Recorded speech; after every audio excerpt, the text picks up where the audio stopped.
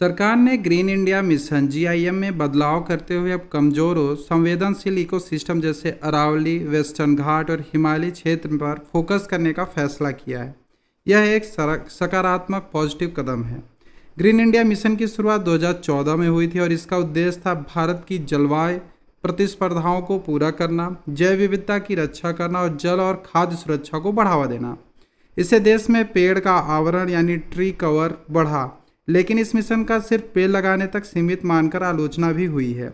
अब सरकार ने इस मिशन को सुधारते हुए जमीनी स्तर पर बदलाव की बात की है। माइक्रो क्लाइमेट जोन यानी छोटे छोटे जलवायु क्षेत्र पर ध्यान देकर स्थानीय हालत के अनुसार सुधार करने की योजना है। लेकिन सिर्फ पर्यावरण नहीं, या इकोसिस्टम पर निर्भर लोगों की आजीविका सुधारना भी उतना ही जरूरी है। पहले के मिशन में यह लक्ष्य सिर्फ कागजों पर रह गया था।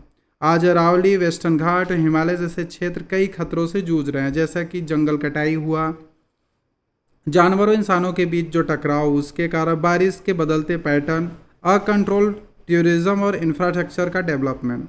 पिछले साल वायनाड में हुए भूस्खलन ने दिखा दिया कि पेड़ कटाई और अनियमित बारिश की तरह आपदा को न्योता दे रहे हैं। वेस्टर्न घाट में पेड़ काटने और अवैध खनन से हालत और भी बिगड़े हैं। अरावली की पहाड़ियों के बड़े हिस्से नष्ट होने से थार रेगिस्तान एनसीआर दिल्ली के पास पहुंच गया, जिससे प्रदूषण और भी बढ़ गया है। भारत में इकोलॉजी और विकास को अक्सर एक दूसरे के विरोधी में देखा गया है।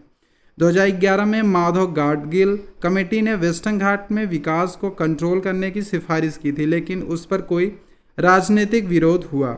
कस्तूरी रंजन रिपोर्ट में बस कागजों तक ही सीमित रह गई। अरावली में सुप्रीम कोर्ट के आदेश के बावजूद अवैध खनन आज भी जारी है। असल चुनौतियाँ ये है कि अधिकतर ग्रीन योजनाएं आम जनता के साथ नहीं ले पाती हैं। अब जब ग्रीन इंडिया मिशन का नया रूप दिया गया है, तो यह जरूरी है कि इस मिशन में पर्यावरण संरक्षण के साथ साथ लोगों की आजीविका को भी बेहतर किया जाए, क्योंकि बात सिर्फ पेड़ों की नहीं है, लोगों की लाइफ की भी है। अगर आप भी मानते हैं कि पर्यावरण और रोजगार दोनों जरूरी हैं, तो इस वीडियो को लाइक करें, शेयर करें और सब्सक्राइब करना ना भूलें। Thank you.